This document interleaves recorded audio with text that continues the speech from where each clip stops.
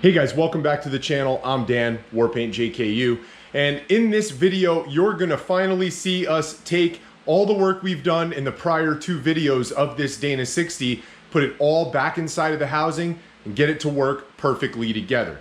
So, if you ever thought regearing an axle was a little bit confusing, it can be, but this series is gonna make it as simple as possible with basic tools in a normal guy two-car garage. So stick around, check it out.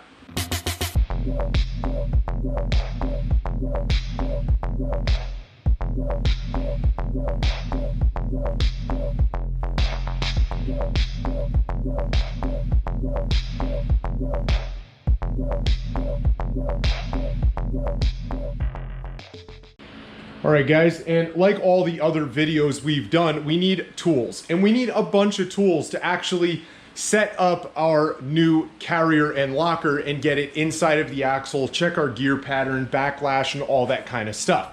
So without further ado, here we go. We're gonna need our shop press. We need that to press on our new bearings. We're gonna need our clamshell bearing remover tool to remove the bearings off of the original carrier and get a baseline shim pack thickness. We're gonna need a 4.5-inch grinder, okay? We're gonna need a Dremel to hone out the inside and make a setup bearing. We're gonna need our battery operated impact. We're gonna need a set of 6-inch calipers to measure shims, pair of gloves, torque wrench that maybe goes up to about 250 pound-feet. Obviously, our instruction booklet that came with our master install kit. We're gonna need another torque wrench, and that is the inch-pound torque wrench with a dial indicator. We need a big wrench so that we can wind up using our case spreader again. We're also gonna need our master install kit. We're gonna need a set of bearing drivers, and we're gonna need a magnetic dial indicator. On top of that, you're gonna need some gear fluid and other things, but I will link to all of it in the description. And without further ado or further hesitation, let's get to setting this up for the last time. The first step in this process is gonna be to actually use our clamshell bearing removal tool and pull the old carrier bearings off. Now, there are going to be shims underneath this bearing, between the bearing and the carrier on both sides. And we need to make sure that we keep those shims separate and that we remember what side of the carrier they were on, because that's going to help us maybe get our initial baseline for our carrier bearing preload. Now, we're going to pull off both bearings, but only one of the bearings is going to be made into a setup bearing. The other bearing, we're actually going to cut the cage off, pull the little bearings out, and use only the inner race to help us as a tool to press on our new carrier bearings.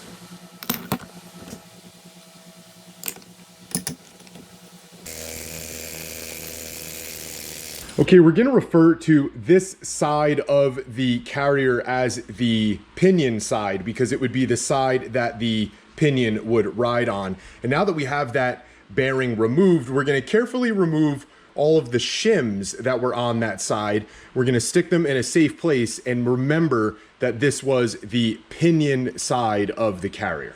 All right, going to wipe the oil off so it doesn't make a mess on the bench.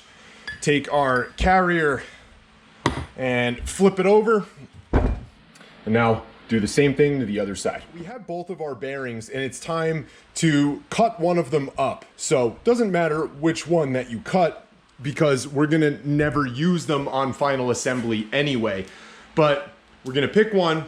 We're basically gonna cut through the outer cage, peel it off, throw the bearings in the trash and use just the inner race. At this point, you're gonna see one of the places that make the Yukon zip locker a lot easier to install than some other brand lockers and different from the original carrier. Let's check it out. Now, again, we're on the pinion side of the carrier or locker, and you can see and hear that little pinhole. Now, that little pinhole is actually what activates our locker. Air comes through this copper line in here, and then it blows air inside of that pinhole and activates the locker. Now, because this piece basically fits down on top of that little ring right there. You just lay it on and you can remove it by hand. Our shims actually go between the bearing and that air actuator. Now you saw on our factory carrier that the shims went on, then the bearing went on. That would make it extremely difficult and time consuming to actually be pulling the bearings off, putting new bearings back on, even with setup bearings to just adjust those shims. On this side of the axle, it's gonna be very simple and a lot simpler because all we have to do is basically lift that air actuator off, take out our shim pack, make adjustments, put it all back together and drop it on. Now, there are some other lockers out there on the market, and in fact, the bearings also get pressed on before the shims, but the shims go on the outside of everything. So as you're trying to slide it back down inside of the carrier, fairly commonly, you'll distort or bend some of those shims as you're trying to slide them between the outer race and basically the edge of the axle housing. It's kind of difficult to do. Yukon really set up the zip locker right and made it as easy as possible. Okay, so now we have our new carrier race and we're basically going to set that on. But of course, it gets pressed.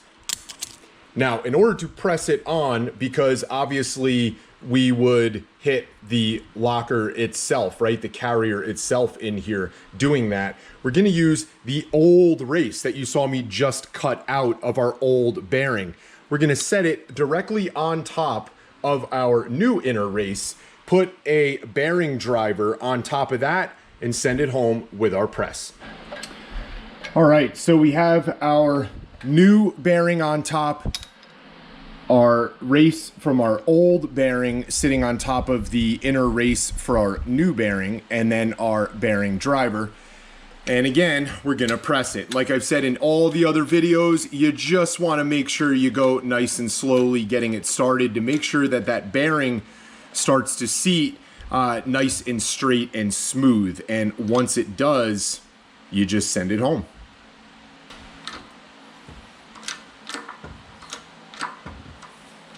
Have the bearing pressed on the pinion side like you just saw, and now it's time to make our setup bearing using our old carrier bearing that we didn't cut apart for the other side of our carrier, right? The ring gear side.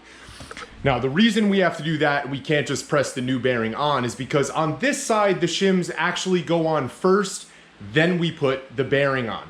If we used our new bearing, we would have to press it on, which means we'd have to then take it off with the clamshell bearing tool every time we wanted to make a shim pack adjustment, which we're probably gonna have to do a number of times. But at this point, we're getting there, and that's our next step. So we're gonna take our old bearing, we're gonna grind out the inside of it with a Dremel until it just simply slides on top of our new locker. Honed out the inside with that Dremel, and now it just slides right on there and slides right off by hand. That'll make it a lot easier setting up and making adjustments to our shim pack. So at this point, we have to step on over to our pinion side and ring gear side shims, keeping them separate, but measuring them and making sure to write it down in our book. Okay, so you guys have seen me use those 6-inch digital calipers quite enough, and to save some time in this video, I didn't actually show it. But the one thing that I'm gonna stress is to make sure that all of those shims are clean and free of oil, and that you measure them individually and then stack them up. Also, be very, very, very careful, because you may think you have them broken down and completely separated, and there will be a couple of really, really thin shims stuck together. Some of my shims here were only 5 thousandths, right? 0.005.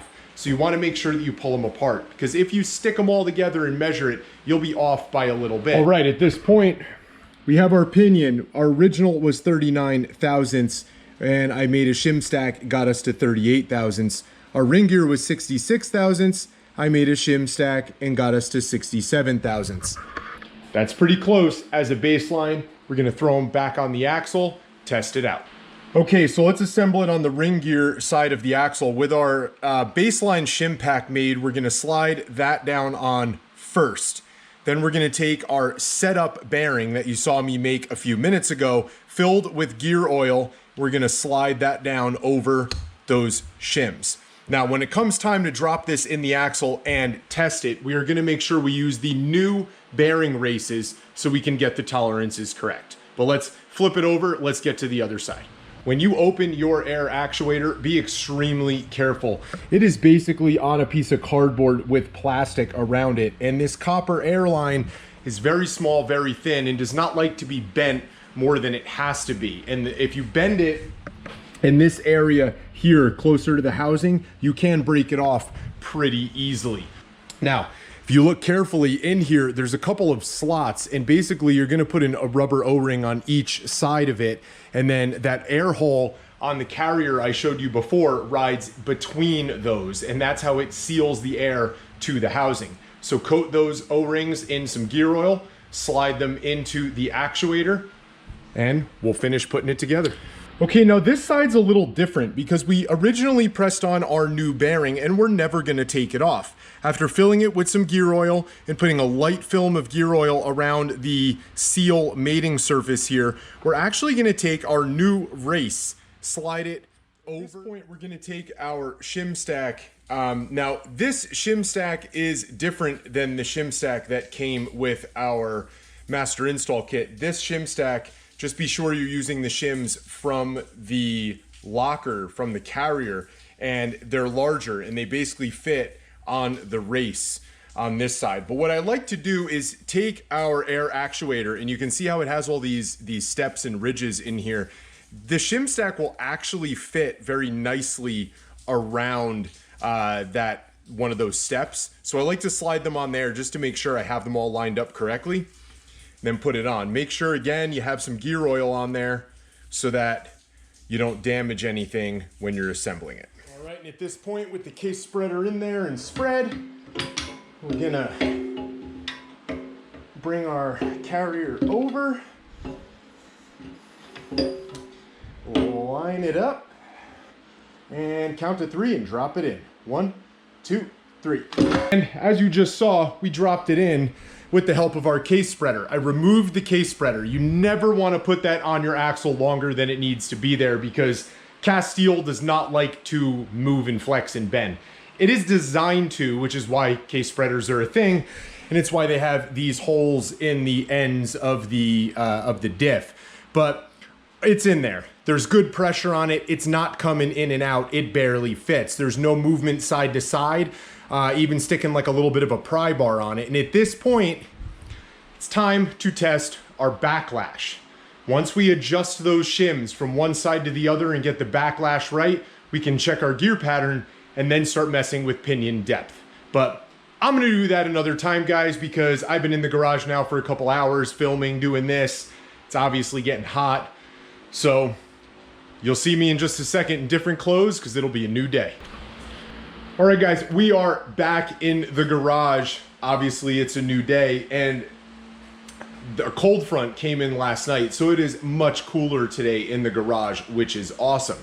Now, we do have Steve over here keeping us company, and if you don't know who Steve is, get on over to that Instagram page and check it out at WarpaintJKU.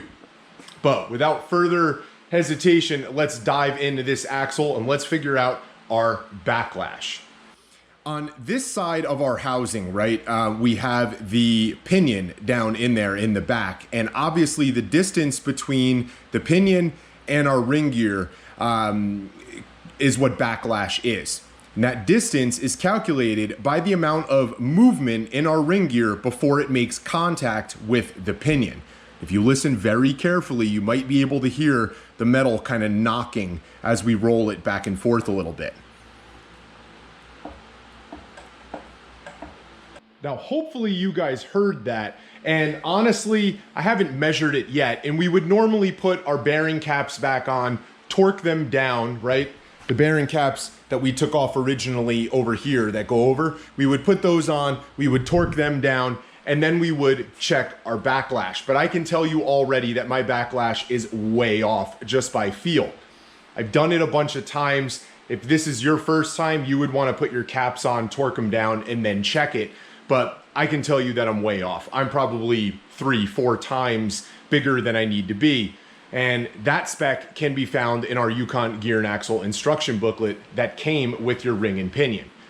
Factory spec on a Dana 60 calls for between 6 to 10 thousandths. So we're gonna measure that with our magnetic base dial indicator to find out exactly how close or how far apart we are. Now, this is our magnetic base dial indicator, and this gauge up here will measure thousandths depending upon how much this needle moves. So it's a perfect tool to use in order to determine what our backlash is on our ring gear.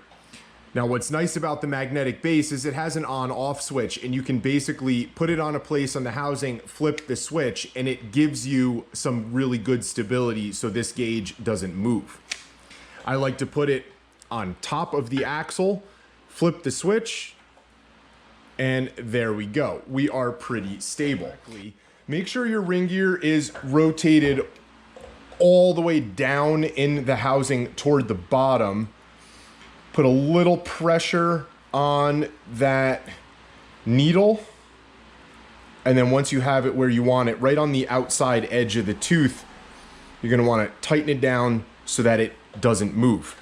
Now we're gonna turn our gauge so that it's zeroed out. Give it a couple of taps, make sure it's on the 0. Okay, and at this point, I'm gonna grab the ring gear, roll it forward, and it's gonna calculate the movement in thousandths. Now remember, the factory spec was 6 to 10. And you can see right there that from 0, let me try to see if I can hold this. Okay, right there from 0, hopefully you guys can see that, we are at about 22, almost 23 thousandths. The carrier or the locker back inside of the housing. I've taken it out.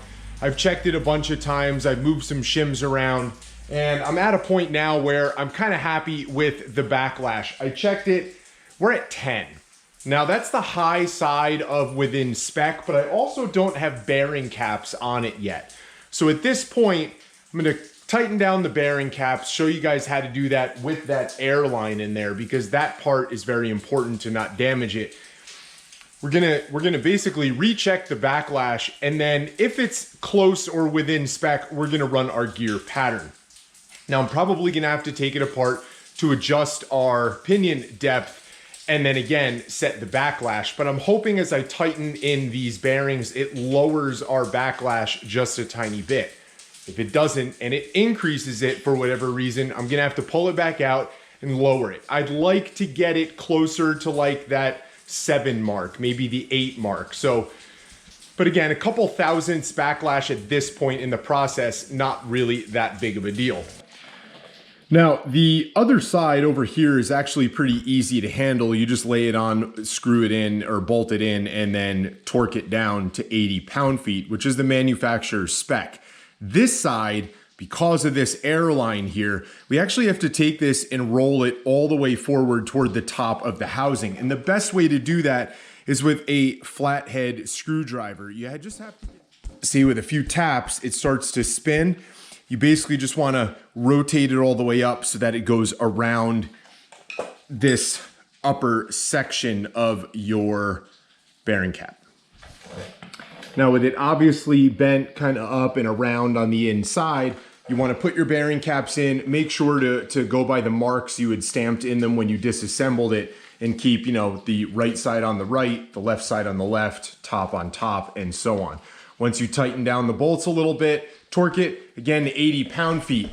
Now, yours may not be 80 pound-feet depending upon what axle you're working on. I had mentioned earlier in this video that this process is basically the same for other Dana series axles as well. You can find the torque specs for your bearing caps, ring gear bolts, backlash, preload, all that kind of stuff inside of the instruction booklet that came with your ring and pinion. All right, at this point, we've messed with the shims. We are now at 7 thousandths, which is exactly where I want to be for backlash.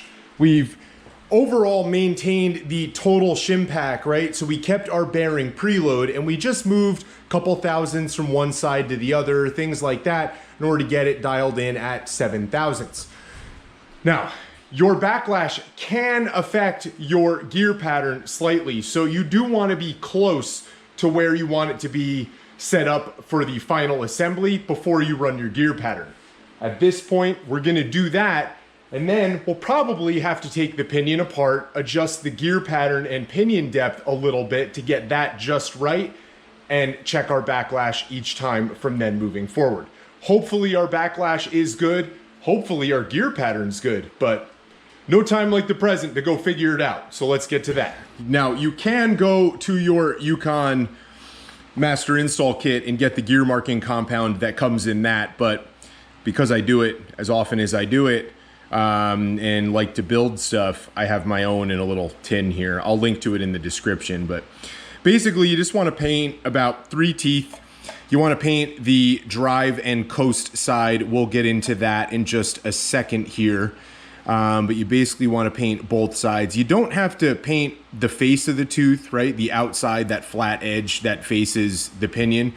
You don't have to paint that. That should never contact anything, but you basically just want to. Now, in order to check our gear pattern on these teeth, we're basically going to spin the diff by turning the pinion on the bottom. That'll move your ring gears. And we basically want to create some drag. A lot of people will use a ring gear bolt, put a wrench on it to give it some resistance. I just put my hand on top with a glove, push down on it, and crank it. And we're just gonna spin it through, see what it looks like as it comes around.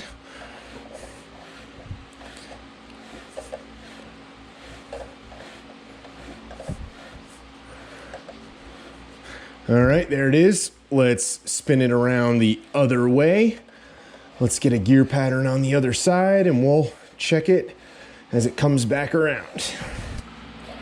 Okay, so in order to understand our gear pattern, we have to look at the tooth and actually understand what the different terms are. So this flatter edge here on your ring gear tooth, you see how this is more vertical than this one? This vertical side is going to be called the drive side. This side is called the coast side. Now, the outside of this ring gear is referred to as the heel. The inside, toward the inside of the ring gear, is referred to as the toe.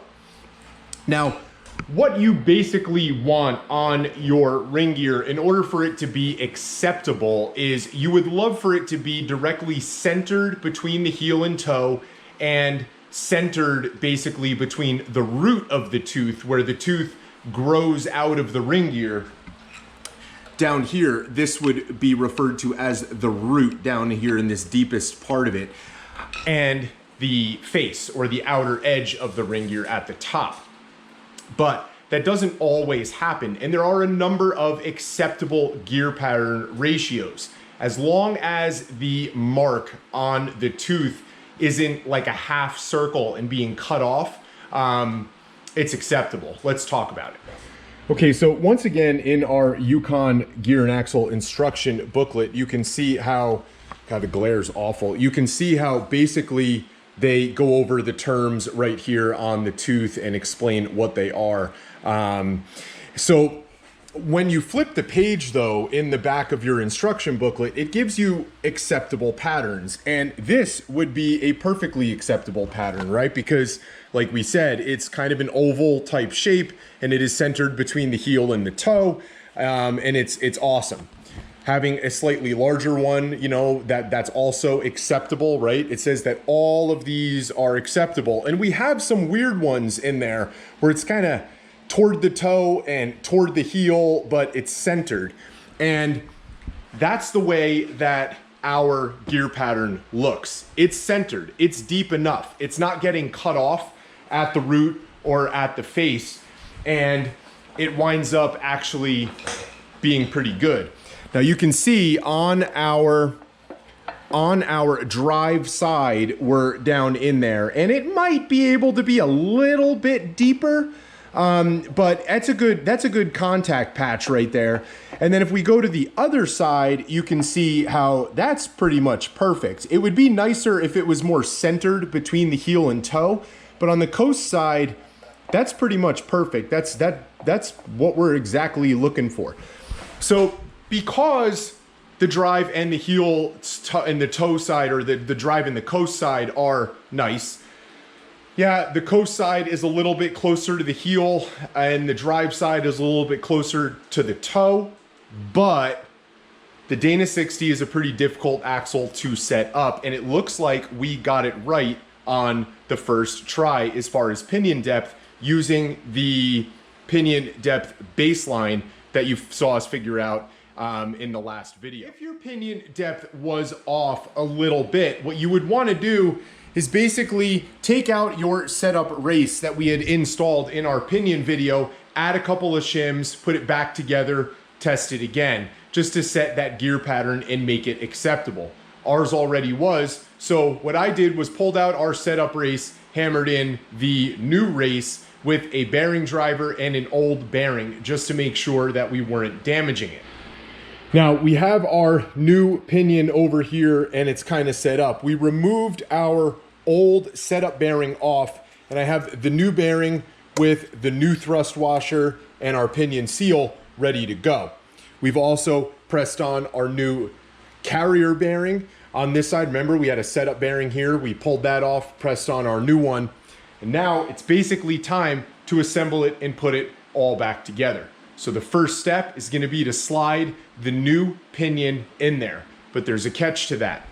When you slide in your new pinion, you want to take off these shims, your preload shims that went with this bearing. We can slide them on again later, but when we drop it inside the housing over there, you don't want them to fall on the floor. You don't want to lose them and, you know, wind up messing up your job. So let's start putting it back together. We got Steve keeping us company over there in the background. We're just going to lower this guy in there nice and easy, making sure not to damage that baffle at all. And the thing that's going to hold that in is we are now basically going to take our carrier, put it back in with the carrier bolts and, you know, with the bearing cap bolts, torque them all down to the manufacturer's specs, and move on from there. That carrier will stop that pinion from falling out through the diff cover side, so we can flip it over and then start putting the new bearing back on. There we go, with our case spreader on there. Gonna line this guy up and drop him home. Okay, so we've obviously put our locker in. We put the bearing caps back on, and now we're gonna put on our new outer bearing. Before we do that, we have to drop our shims on. Okay, now we're gonna slide the bearing on, and remember, this bearing, we made a setup bearing the last time, so now we're gonna have to basically press this bearing on. For that, we're gonna use our Yukon gear and axle clamshell bearing tool. And then we're gonna use a hammer, basically just drive it home with nice easy taps until it's where we need it to be. And we're gonna take the carrier back out and check our pinion bearing preload. And we have it all apart again. Guys, I put it back together. My pinion bearing preload was way too high. Everything just felt way too tight with those new bearings on. So we have to increase pinion bearing preload, okay? Our pinion depth, last we checked it, was okay. So I'm not gonna mess with this side of the pinion right behind that inner race. I'm gonna leave that alone, but I'm gonna add some shims over here. Remember, 15 to 30 was the factory spec on pinion bearing preload, and I was at like 60. So probably gonna start by adding 15, 20 thousandths worth of shims, and we're gonna back it down again. I'm gonna get it down toward that lower edge, put it back together. That's not gonna change our depth, it's only gonna change our preload. Once it's back together, then we'll throw our housing back in and start checking backlash and making final adjustments. Guys, this is the hard part of doing this kind of work, because with those setup bearings, things were tighter than we had even thought they were gonna be once we put it back together. But you understand the process at this point. You understand what it takes to basically dial everything in, and how I thought I was done, and it turns out I'm pretty far from it. But with some small adjustments, hopefully just adding some shims, getting that pinion bearing preload dialed in, maybe some minor adjustments to our backlash, we should be good to go. But at this point, we're kind of starting over. It is what it is. Guys, make sure you subscribe to the channel, hit that like button. At this point in the process, you understand what you need to do in order to re-gear a Dana 60. It's just kind of labor intensive, but certainly doable. Thanks for the support, guys. Make sure you subscribe, hit that like button, share the video. There's a ton more coming. Get out there and build something.